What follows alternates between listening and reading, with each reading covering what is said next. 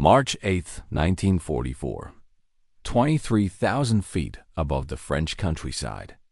Luftwaffe pilots spotted them first, a formation of Republic P-47 Thunderbolts climbing toward their position. Official combat reports from Water 2 record the initial German response, confident dismissal. The P-47 weighed 7 tons fully loaded. German intelligence briefings called it too heavy, too slow in climbs, fundamentally unsuited for dogfighting. Luftwaffe doctrine considered it a minor threat. Within 18 months, those same pilots would file over 400 combat reports, documenting a different reality. The Thunderbolt they had laughed at would become the most feared fighter aircraft in the European theater. This is the documented story of how German fighter pilots confronted an aircraft that contradicted everything their training had taught them. The P-47 Thunderbolt entered combat in April 1943. Luftwaffe intelligence immediately classified it as inferior to their Focke-Wulf 190s and Messerschmitt 109s. German tactical manuals from 1943, preserved in the Bundesarchiv Military Archive, instructed pilots to exploit the P-47's weight in vertical maneuvers. Those assessments were based on sound aeronautical principles. The Thunderbolt weighed nearly double a Messerschmitt 109. It required a longer runway. Its rate of climb was measurably slower. But German doctrine had miscalculated 3 critical factors. First, the P-47's dive speed exceeded any fighter in the Luftwaffe inventory. Second, its 850 caliber machine guns delivered firepower no German pilot had encountered. Third, its radial engine and armored cockpit could absorb damage that would destroy lighter aircraft. By 1945, the P-47 would account for over half of all Luftwaffe aircraft destroyed in air combat over Western Europe. This is how that transformation occurred. April 15, 1943. Abbeville, France. The 56th Fighter Group flew its first combat mission with P-47 Thunderbolts. Luftwaffe pilots from Water 26 engaged them at 18,000 feet. German after-action reports filed that evening, archived at the National Archives in College Park, Maryland, describe the encounter as tactically unremarkable. One German pilot reported, "The American aircraft appeared sluggish in the climb. We executed standard evasion maneuvers and disengaged without difficulty." That assessment held for exactly 3 weeks. May 4, 1943, 8 miles south of Antwerp. Captain Walter Mahirin of the 63rd Fighter Squadron encountered a Focke-Wulf 190 at 22,000 feet. The German pilot, following doctrine, pulled into a climbing turn, the standard counter to heavier opponents. Mahirin didn't follow. Instead, he pushed the P-47 into a powered dive. The Thunderbolt's Pratt & Whitney R2800 engine, producing 2,000 horsepower, accelerated the 7-ton fighter past 550 miles per hour. The Focke-Wulf's top speed was 426 miles per hour. Mahirin's gun camera footage, preserved at the National Museum of the United States Air Force, shows what happened next. At 400 yards, he opened fire. 850 caliber machine guns, each firing 800 rounds per minute, converged on the German fighter. The Focke-Wulf's tail section separated. The aircraft entered an uncontrolled spin. The pilot did not bail out. German intelligence officers reviewed the wreckage 2 days later. Their report, declassified in 1973, noted unusual concentration of projectile impacts across the entire fuselage structure. They counted over 60 entry points. This was the Thunderbolt's actual capability, not superior maneuverability, but overwhelming firepower delivered at speeds no German fighter could match in a dive. Luftwaffe tactical doctrine had no counter for this combination, and German pilots were about to learn that lesson repeatedly at altitudes ranging from sea level to 30,000 feet. June 1943. Luftwaffe test pilot Hans Werner Lurch received an unusual assignment from the Rechlin Aircraft Testing Center. Allied forces had abandoned the damaged P-47 Thunderbolt near Saint-Omer, France. German recovery teams transported it to Rechlin for evaluation. Lurch would conduct comparative flight tests against the Focke-Wulf 190 and Messerschmitt 109. His official evaluation report, preserved in the Bundesarchiv, opened with observations that confirmed German assumptions. The P-47 required significantly more runway for takeoff. Its initial rate of climb measured 30% slower than the Messerschmitt 109G in sustained turning.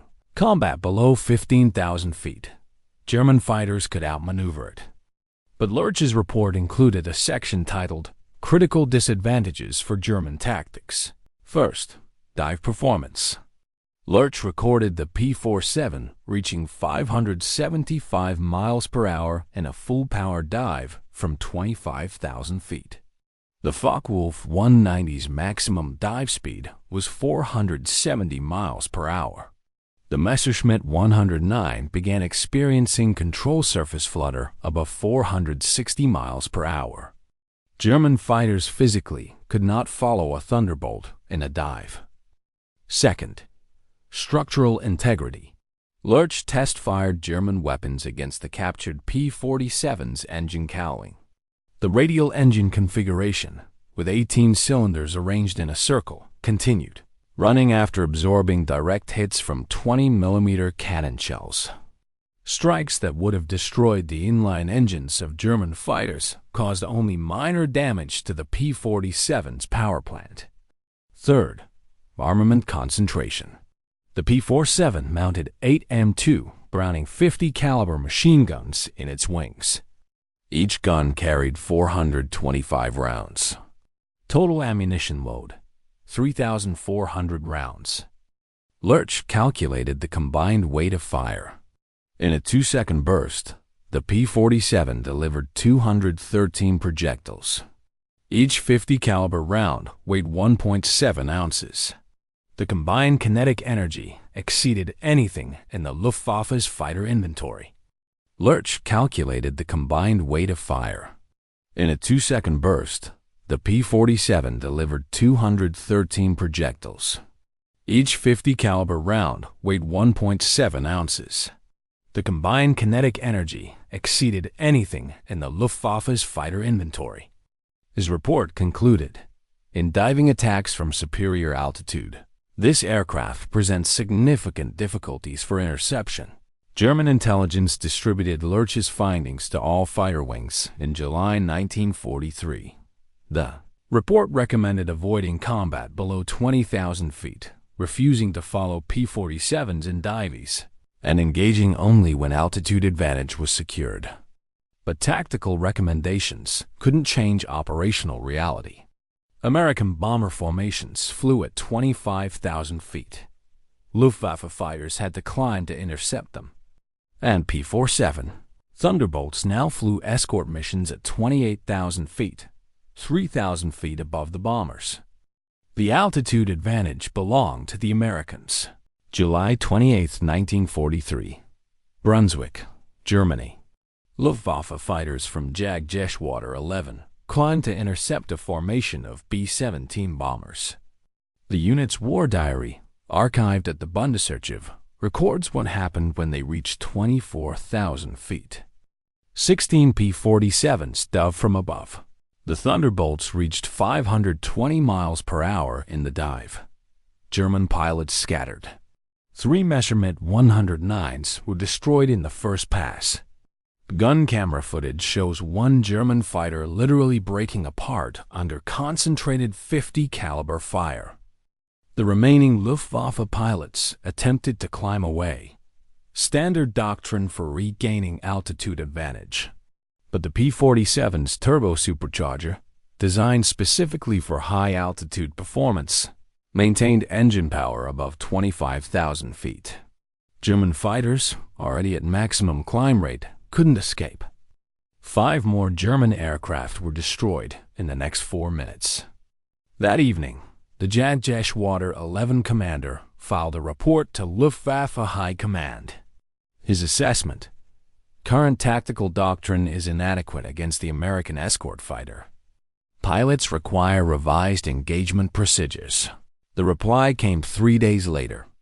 Luftwaffe High Command acknowledged the problem, but provided no solution.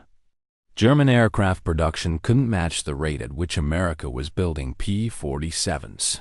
By August 1943, Republic Aviation was producing 350 Thunderbolts per month. The Luftwaffe's entire fighter strength on the Western Front numbered approximately 800 aircraft. German pilots weren't just facing a superior aircraft. They were facing an opponent who could replace losses faster than the Luftwaffe could train new pilots. September 1943. Oberleutnant Johannes Naumann, a veteran pilot with 42 confirmed victories, wrote in his personal diary, now housed at the German Military History Museum in Dresden, "We were told the P-47 was too heavy to fight. Now I understand. It is too heavy for us to destroy. I have hit them repeatedly. They continue flying. Our aircraft would have disintegrated from such damage." Naumann survived the war. In post-war interviews conducted by the U.S. Strategic Bombing Survey, he expanded on that diary entry. "The Thunderbolt reversed our tactical advantages. We relied on speed and climb rate. They had altitude and firepower. We could maneuver. They could dive and survive. Our doctrine assumed lighter was better. The Americans proved that heavier could be superior if properly engineered. The weight that German intelligence had identified as the P-47's fatal weakness was actually its greatest strength. That mass allowed for heavy armament, armor protection, and structural integrity. And German pilots were learning this lesson daily, at altitudes where the Thunderbolt performed best and Luftwaffe fighters struggled to breathe. October 1943, Schweinfurt, Germany. The U.S. 8th Air Force launched its second major raid against German ball bearing factories. Intelligence estimates predicted heavy losses. Bomber formations would fly beyond P-47 escort range for 40 minutes. Luftwaffe commanders saw an opportunity. German fighters concentrated 300 aircraft for the intercept. The plan: hit the American bombers during that unescorted 40-minute window, inflict maximum casualties, prove that daylight bombing without continuous escort was unsustainable. The raid occurred on October 14th. 60 B-17 bombers were shot down. Over 600 American airmen were killed or captured.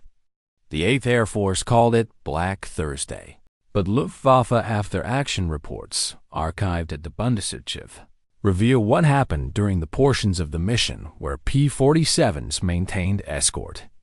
German fighter losses during P-47 escort: 38 aircraft destroyed, 47 damaged. German losses outside P-47 range: 5 aircraft. The disparity was stark. When P-47s were present, German fighters suffered 8 times higher casualty rates. Luftwaffe High Command ordered an immediate investigation.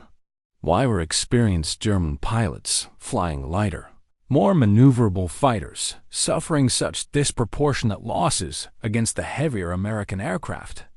The answer lay in a simple but devastating calculation. Each P-47 carried 3,400 rounds of .50 caliber ammunition. Each round had an effective range of 1,000 yards. American fighter doctrine called for opening fire at 400 yards and closing to 200 yards for maximum effect. At 200 yards, with all 8 guns converging, the P-47 created a cone of fire roughly 6 feet in diameter. A German fighter's fuselage width averaged 3 feet. The wings spanned 30 feet. Gunnery analysis conducted by the U.S. Army Air Forces, documented in Statistical Control Division reports from 1944, calculated that a 2-second burst from 200 yards put an average of 43 rounds into a fighter-sized target. 43 .50 caliber impacts meant certain destruction. German aircraft weren't designed to survive such concentrated firepower. The Messerschmitt 109 used a stressed skin monocoque design, lightweight but vulnerable. A single .50 caliber round penetrating the coolant system would force the pilot to shut down the engine within minutes. 3 or 4 rounds striking the wing spar could cause structural failure. The Focke-Wulf 190 was more robust, with a radial engine less vulnerable to single-point failures. But .50 caliber rounds traveling at 2,800 feet per second could punch through the 190's armor plating at ranges under 300 yards. And P-47 pilots were closing to 200 yards. November 3, 1943. Wilhelmshaven, Germany. Lieutenant Robert Johnson of the 56th Fighter Group engaged 3 Focke-Wulf 190s attacking a B-17 formation. Johnson's gun camera footage, preserved at the National Archives, shows the engagement in detail. At 500 yards, he opened fire on the trailing Focke-Wulf. Tracers arced toward the target. The German pilot broke right, standard evasion. Johnson followed, closing the distance. At 300 yards, his rounds began hitting the Focke-Wulf's left wing. At 200 yards, the wing's outer section separated. The German fighter rolled inverted and entered a spin. Elapsed time from first shot to structural failure, 4 seconds. The second Focke-Wulf turned to engage Johnson. The German pilot was Oberfeldwebel Hermann Steiger, a veteran with 28 confirmed victories. Post-war interviews with Steiger, conducted by aviation historians and archived at the German Military History Museum, describe what happened next. Steiger closed to within 300 yards and opened fire with his 20mm cannons. He observed strikes on Johnson's P-47. The Thunderbolt shuddered but maintained formation. Johnson rolled left, extended the turn, and came around behind Steiger. At 250 yards, he fired a 3-second burst. Steiger's Focke-Wulf absorbed hits across the fuselage and cockpit area. The canopy shattered. Steiger was struck in the left arm and shoulder. He rolled the aircraft and dove away at full throttle. In his post-war interview, Steiger stated, "I knew I had hit him multiple times. I saw the impacts." But he stayed in the fight. "When his guns hit my aircraft, I felt the entire structure shaking. I knew I had to disengage or I would die." Steiger survived. His Focke-Wulf did not. He crash-landed in a field near Brennan. Johnson flew his damaged P-47 back to England. Maintenance crews counted 21 20mm cannon shell impacts. The right stabilizer was partially destroyed. The fuselage had multiple punctures, but the radial engine was undamaged, and the flight controls remained operational. This was the pattern that repeated across hundreds of engagements. German pilots could hit P-47s and watch them continue fighting. P-47 pilots hit German fighters and watched them disintegrate.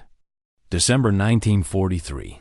Luftwaffe Intelligence Section distributed a tactical bulletin to all fighter units. The document, declassified by German archives in 1968, included this assessment: the American P-47 possesses firepower concentration that exceeds the structural limits of our fighter aircraft.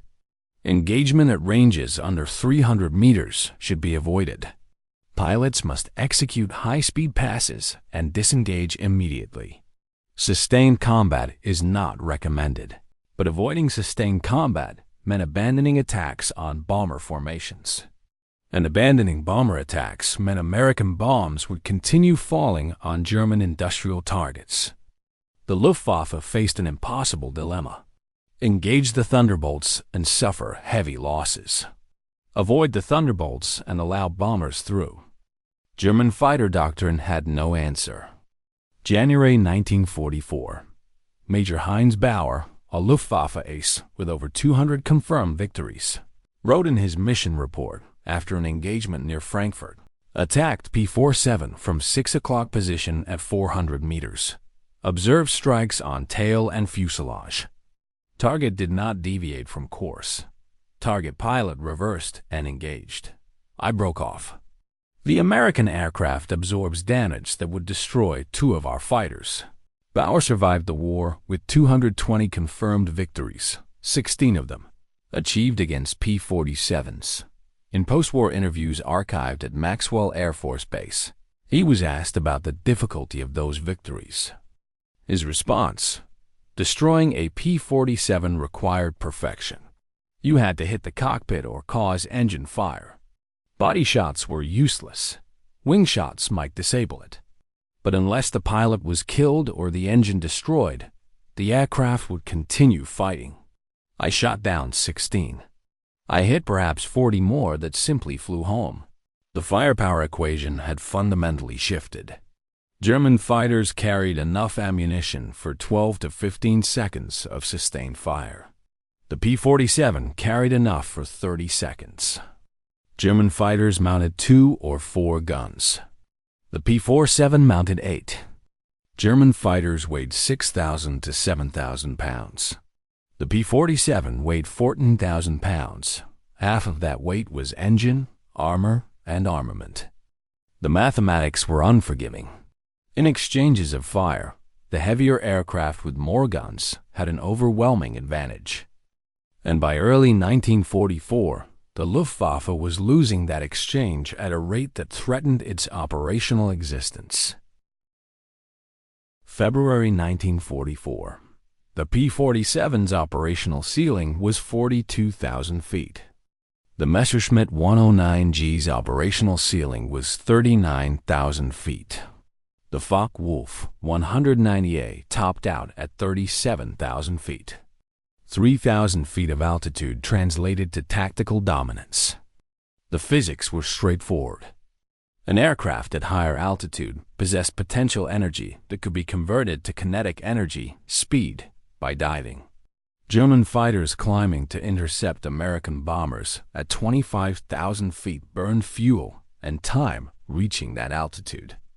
P-47s patrolled at 28,000 feet, already positioned above both the bombers and the German interceptors.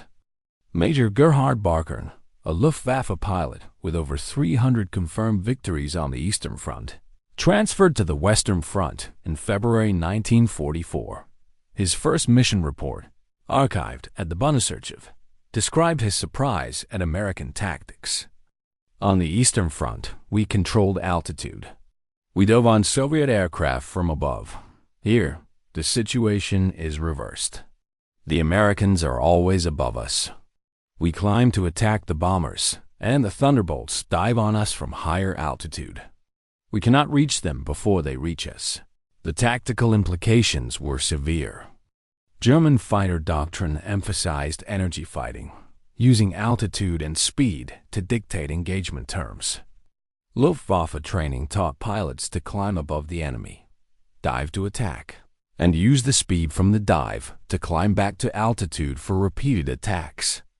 But when American fighters started 3,000 feet higher, German pilots couldn't execute that doctrine. They were the ones being dove upon. March 6, 1944. Berlin. The U.S. 8th Air Force launched its first major daylight raid on the German capital. Over 700 bombers approached the city, escorted by P-47 Thunderbolts and P-51 Mustangs. Luftwaffe High Command scrambled every available fighter, approximately 450 aircraft.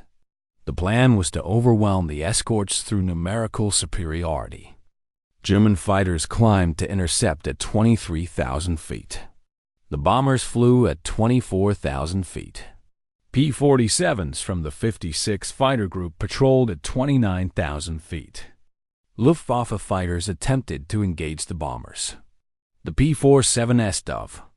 Gun camera footage from that day, archived at the National Archives, shows the engagement pattern. P-47s descended from above at speeds exceeding 500 miles per hour. German pilots scattered. Some tried to dive away, but the P-47s were already diving faster. Some tried to turn, but turning bled speed, making them easier targets. The 56th Fighter Group's after-action report documented 17 German fighters destroyed in 34 minutes of combat. American losses: 2 P-47s. One of those P-47s, flown by Lieutenant Fred Christensen, was hit by German anti-aircraft fire, not by a German fighter. Christensen's gun camera showed he had destroyed 3 Messerschmitt 109s before ground fire damaged his aircraft. He bailed out and was captured. Post-war interviews with Christensen, conducted by Air Force Historical Research Agency personnel, include his observations about that mission. We saw them climbing toward the bombers. They didn't see us. We had the sun behind us and 3,000 feet of altitude. I'd pushed over and hit 520 miles per hour. The first 109 never knew I was there. The second one tried to turn. The third one tried to dive. Didn't matter. At that speed, with 850s, you just fly through them. Luftwaffe losses for the March 6th Berlin raid totaled 69 aircraft destroyed, 94 damaged. 26 German pilots were killed. 37 were wounded seriously enough to be removed from flight status. The Luftwaffe could not sustain such losses, but operational requirements demanded continued defense of German cities. Fighters had to climb to intercept bombers. And when they climbed, P-47s dove on them from above. The altitude advantage created a kill ratio that defied pre-war expectations. U.S. 8th Air Force records from February through April 1944 showed that P-47 pilots destroyed an average of 3.2 German fighters for every Thunderbolt lost in air-to-air combat.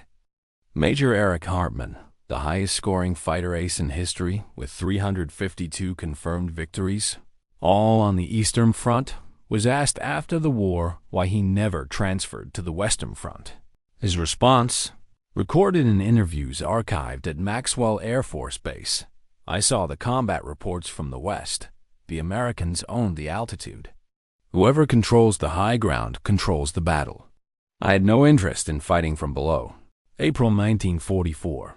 Luftwaffe training facilities began teaching new defensive tactics specifically designed to counter P-47 attacks from altitude.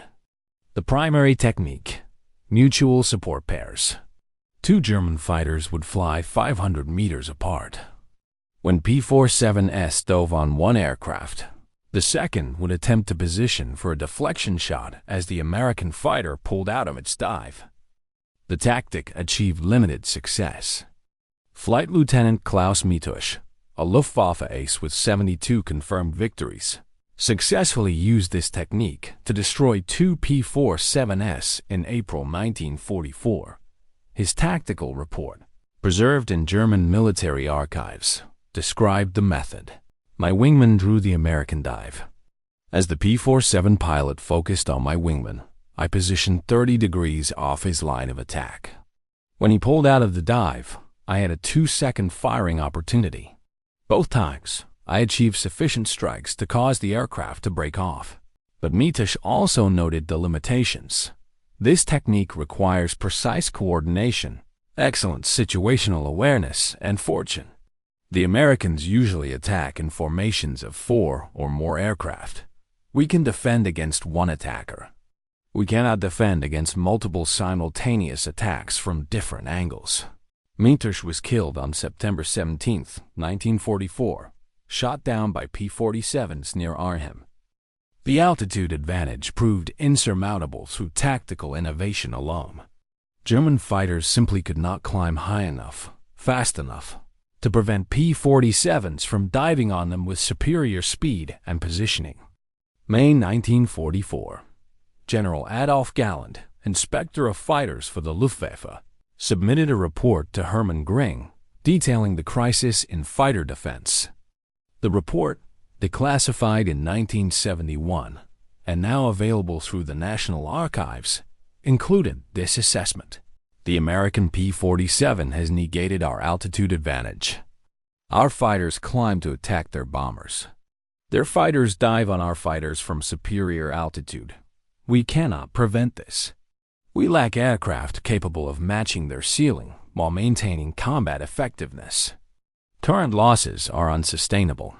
Galland recommended reducing daylight interception missions and focusing resources on night fighter operations. Bring rejected the recommendation. German fighters would continue daylight operations regardless of casualties. By June 1944, the Luftwaffe's fighter strength on the Western Front had declined to approximately 400 operational aircraft, down from 800 in January. Pilot losses were worse. Experienced pilots who understood tactics and could adapt to the American threat were being shot down faster than training schools could replace them. The altitude advantage wasn't just killing German fighters. It was killing the Luftwaffe's institutional knowledge. And the P-47 Thunderbolts continued flying 3,000 feet higher than anything the Germans could field. June 1944. Normandy invasion. P-47 Thunderbolts transitioned from high-altitude escort to ground attack missions. Republic Aviation had designed the aircraft for bomber escort. American tactical commanders now deployed it against German armor, vehicles, and troop concentrations. The aircraft's weight, originally criticized as a liability, became its greatest advantage in this new role.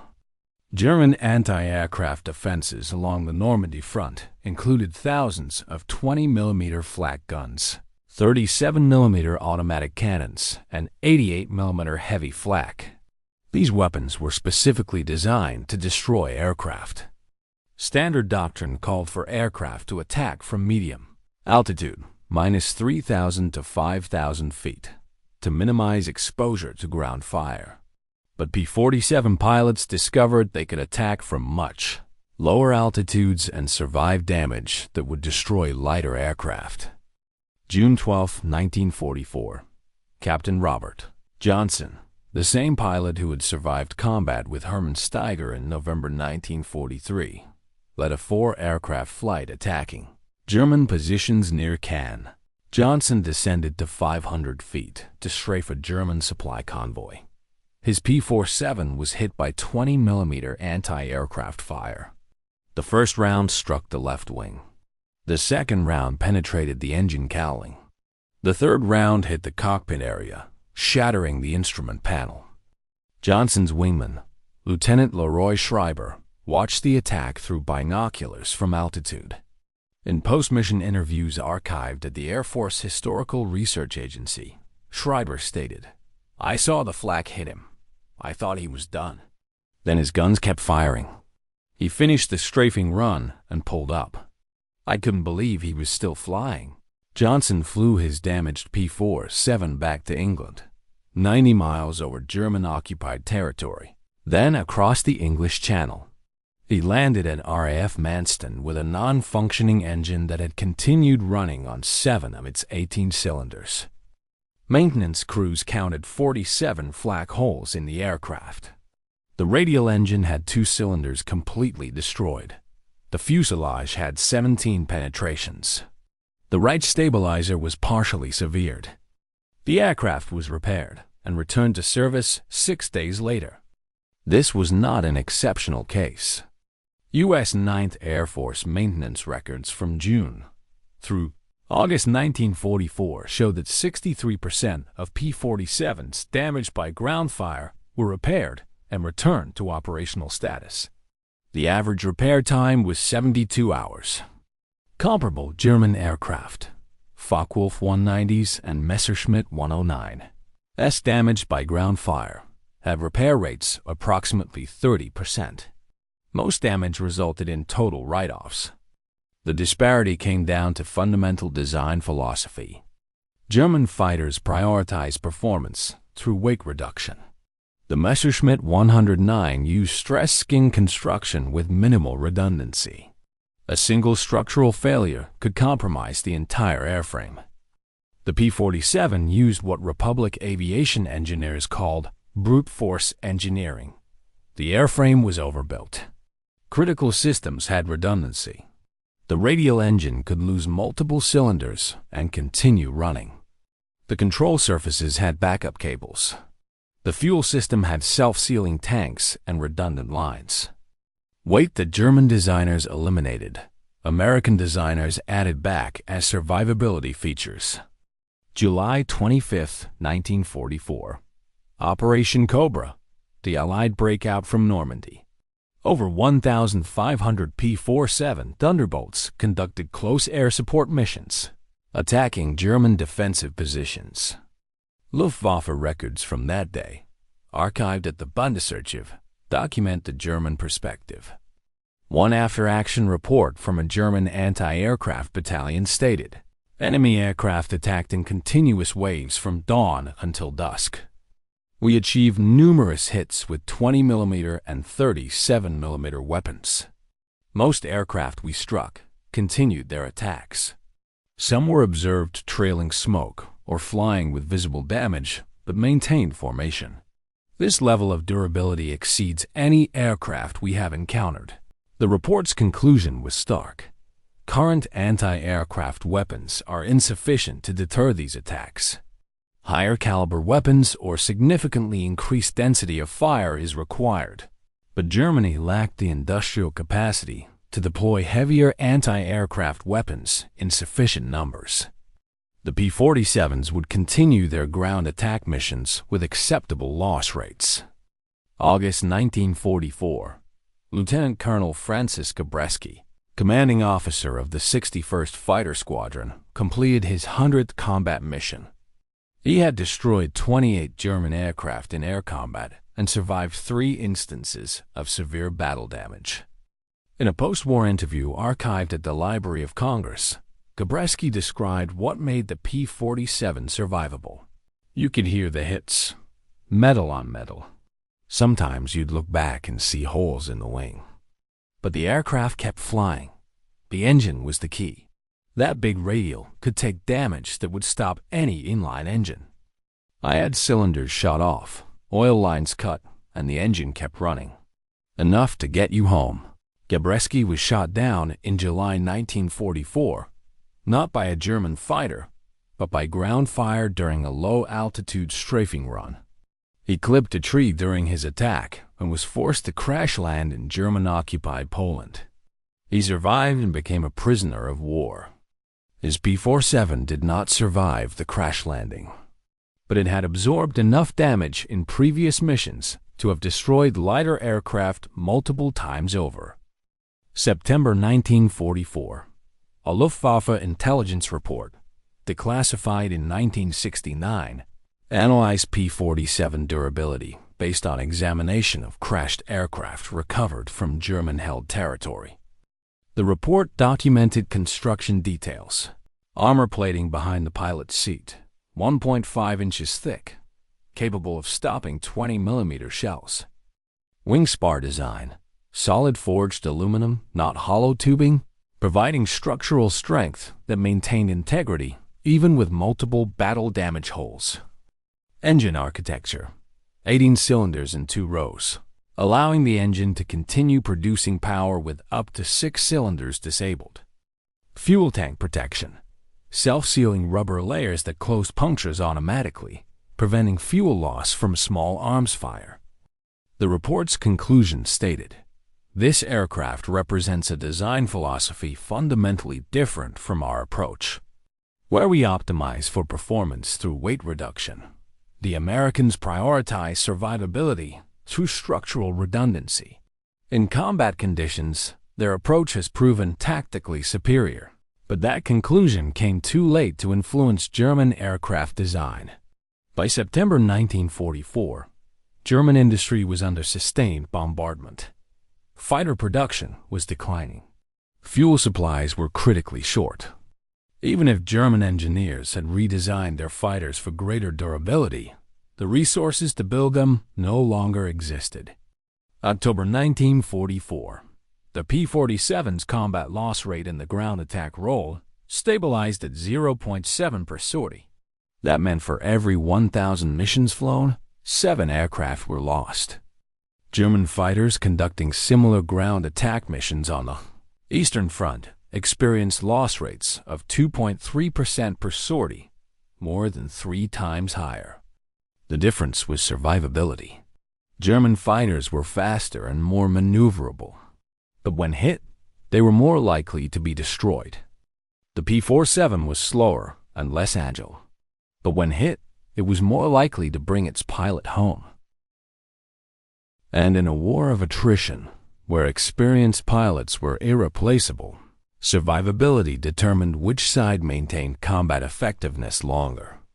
November 1944, Lieutenant Colonel Hubert Zemke, commanding officer of the 56th Fighter Group, compiled operational statistics for submission to 8th Air Force Headquarters. The 56th had flown over 18,000 combat sorties in P-47 Thunderbolts since April 1943. They had destroyed 674 German aircraft in air combat and over 300 on the ground. Their own losses: 128 P-47s destroyed in combat.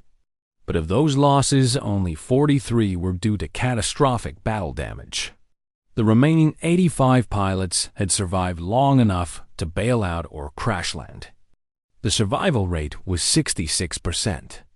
Comparable Luftwaffe fighter units on the Western Front had survival rates of approximately 38%. German pilots who were shot down were twice as likely to die. Zemke's report, archived at Maxwell Air Force Base, included this observation. The P-47's primary advantage is not its speed or firepower, though both are excellent. Its primary advantage is that it brings our pilots home alive. A pilot who survives being shot down can return to combat. A pilot who dies cannot. Over time, this creates an experience gap that no amount of German tactical skill can overcome. That experience gap was widening. By late 1944, the average Luftwaffe fighter pilot on the Western Front had 40 hours of combat experience. The average American P-47 pilot had over 200 hours. German pilots weren't less skilled. They were less experienced because fewer of them survived long enough to gain experience. December 1944, Battle of the Bulge. The Luftwaffe launched Operation Bodenplatte, a massive surprise attack on Allied airfields designed to destroy aircraft on the ground and regain air superiority. Over 900 German fighters participated. The attack achieved tactical surprise. German fighters destroyed approximately 150 Allied aircraft on the ground and damaged 100 more. But during the return flight, German fighters encountered American P-47s and P-51s scrambled from secondary airfields. The resulting air battle lasted 2 hours. Luftwaffe losses: 271 aircraft destroyed, 89 damaged beyond repair. Over 200 German pilots killed or captured. Among the losses were 27 Luftwaffe flight leaders, squadron commanders, and experienced pilots who could not be replaced. Operation Bodenplatte destroyed the Luftwaffe's remaining offensive capability on the Western Front. The damage to Allied air power was replaced within a week. The damage to German air power was permanent. January 1945. Luftwaffe Major Heinz Bau, the same pilot who had written about the difficulty of destroying P-47s, transferred to Me-262 jet fighters. In his personal diary, archived at the German Military History Museum, he wrote, "The jet gives us speed advantage, but we have too few too late. The Americans have thousands of P-47s. They lose 10 in a day and replace them by next week. We lose 10 pilots in a day, and those men are gone forever. The aircraft we can replace, barely. The experience we cannot." Bauer survived the war with 220 confirmed victories. He was asked in 1957 which Allied aircraft he respected most. His answer: the Thunderbolt. Not because it was the fastest or most maneuverable, because no matter how many times you hit it, it kept flying. And the pilot kept coming back. February 1945. The Luftwaffe's fighter strength on the Western Front had collapsed to fewer than 200 operational aircraft. This wasn't primarily due to production shortages. German factories were still producing fighters, albeit at reduced rates due to bombing. The crisis was pilot attrition. Luftwaffe training programs in early 1945 provided new pilots with approximately 30 hours of flight training before assignment to combat units. In 1943, that figure had been 240 hours. The difference showed in combat effectiveness. U.S. 9th Air Force combat reports from February 1945 document multiple engagements were inexperienced. German pilots made fundamental tactical errors, attacking from disadvantageous positions, failing to maintain situational awareness, breaking off attacks prematurely. One report from the 36th Fighter Group stated, engaged 6 FW-190s at 8,000 feet. Enemy aircraft executed uncoordinated attacks with poor deflection. 4 destroyed within 3 minutes. Remaining 2 fled without re-engaging. Enemy pilot skill noticeably degraded compared to previous year. The psychological impact on remaining experienced Luftwaffe pilots was severe. Lieutenant Walter Wolfram, a German fighter pilot with 137 confirmed victories, kept a personal diary throughout the war. Entries from March 1945, now archived at the Bundesarchiv, describe his deteriorating morale. Every mission we fly with new pilots who have barely learned to fly. I watch them die. They do not understand tactics. They do not understand survival. They see the Americans and attack without thinking. The Thunderbolts destroy them in seconds. I cannot train them fast enough. By the time they learn to survive, they are dead. I am surrounded by ghosts, pilots who will be dead within a week, but do not yet know it. Wolfram survived the war. In post-war interviews, he elaborated on those diary entries. The P-47 didn't just destroy our aircraft. It destroyed our ability to train new pilots. You cannot teach tactics in combat. New pilots died before they learned. Experience died with them. By 1945, the Luftwaffe had plenty of aircraft. We had no experienced pilots to fly them. March 1945. The U.S. 8th Air Force conducted daylight bombing raids deep into Germany with minimal losses. P-47 Thunderbolts flew escort missions encountering negligible resistance. When German fighters did appear, they were often destroyed within minutes. Kill ratios reached 10-to-1 in favor of American pilots. But these lopsided victories provided no satisfaction to veteran American pilots. Major Walker Bud Mahiran, the same pilot who had achieved the first P-47 victory in May 1943, described the change in combat conditions in his mission reports from March 1945. The Germans we're fighting now aren't the same pilots we fought in 1943. Those men were professionals. These are children. They come at us in straight lines. They don't evade. They don't use altitude. They just attack and die. It's not combat anymore. It's slaughter. The psychological shift had completed. German pilots who had mocked the P-47 in 1943 were dead, captured, or removed from combat. The pilots flying in 1945 had no basis for mockery, only fear. April 1945.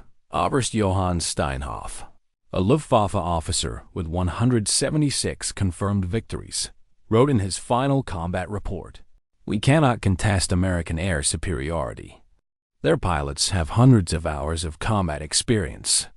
Their aircraft, particularly the P-47, have proven superior in durability and firepower. Our new pilots survive an average of 5 missions. This is unsustainable." Steinhoff was severely burned in a crash on April 18, 1945. He survived but never flew combat again. The Luftwaffe effectively ceased offensive operations on the Western Front in mid-April 1945. Remaining aircraft were preserved for defense of specific strategic targets or withdrawn entirely. May 7, 1945. Germany surrendered. The P-47 Thunderbolt, had flown 546,000 combat sorties in the European theater. It had destroyed 3,752 German aircraft in air combat and over 9,000 locomotives, 86,000 railroad cars, and 68,000 vehicles on the ground. Luftwaffe records, compiled after the war and archived at the Bundesarchiv, documented German pilot assessments of Allied aircraft.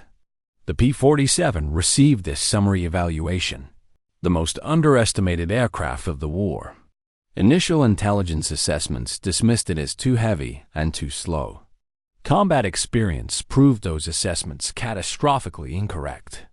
The P-47's combination of firepower, durability, and high-altitude performance created tactical conditions we could not counter. Post-war interviews with surviving Luftwaffe pilots revealed a consistent theme. Oberst Gunther Roll, with 275 confirmed victories, stated in 1983, "We made a fundamental error about the P-47. We assumed lighter meant better. The Americans proved that heavier could be superior if properly engineered. That lesson cost us air superiority." Major Erich Hartmann, the highest-scoring ace in history, stated in 1991, "I'm grateful I never had to fight Thunderbolts regularly. The pilots on the Western Front who did had my sympathy. That aircraft reversed every tactical advantage we had developed."